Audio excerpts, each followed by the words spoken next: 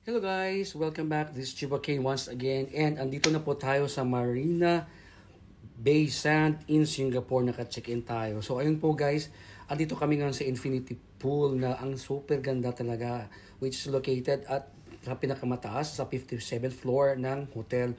So ayun po guys, alam niyo po guys, habang nagtutour kami, habang nag-iikot kami doon sa loob ng doon sa loob ng Infinity Pool kasi mamaya pa kami magsiswimming. So muna kami, nag-lunch muna kami ng sister ko. So ang ginawa namin muna, nag-ikot muna kami doon, nagkuha ng video and kumuha ng mga pictures. So ang nanotice lang namin talaga sa Marina Bay Sands guys, ay ang daming Filipino at saka Filipina ng mga workers sa loob ng hotel mismo.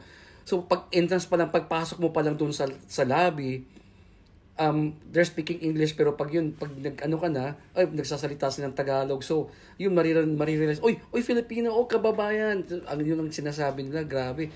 So nakakatuwa nga siya talaga kasi welcome na welcome sila. So I'm just being happy and being proud of being a Filipino dahil kahit sa ibang bansa, kahit sa isang bansa tayo, nag-i-excel pa rin tayo, 'di ba? So I'm so happy and very proud para sa ating mga kapwa Filipino overseas workers na grabe talaga ang sisipag magtrabaho at gumawa ng kanilang diskarte sa buhay. So ayun din sa umakyat kami doon sa sa taas ng Infinity Pool. Ayun din sa restaurant, doon kami nagpa-reserve muna kasi through reservation yung lunch nila doon. So nagpa-reserve muna kami. So by 12 o'clock we have to go back there at the restaurant. Pagbalik namin doon, so yun ang nagpa-reserve, ang kumuha din ng reservation is Filipina. So ngayon sabi niya, mga kababayan, saan kayo galing? So they're talking, saan kayo galing? Sabi galing kami Pilipinas, sabi ng nagpa-reserve sa amin. So, galing kami Japan. So, we're just staying here in Singapore para mag-ikot lang muna. So, bali sa Japan po kayo nakatira. Nagkwentuhan kami habang kinuha yung reservation namin. So, yun, nung bumalik na kami, sabi niya, okay, welcome back sir. Ayun, tapos tinuro kami. Ang ganda ng nila, yung courtesy, yung politeness ng mga Filipino talaga.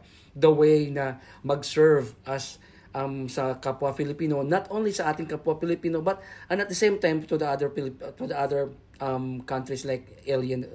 Okay, so ayun talaga, grabe, ang doon na ako na sobrang na-amaze at natuwa dahil Marina Bay Sands here in Singapore is it is number one na pinakamahal na hotel dito sa Singapore. So I'm just very happy and very proud of the kapwa Pilipino here who was working at Marina Bay Sands. Saludo po kami sa inyo and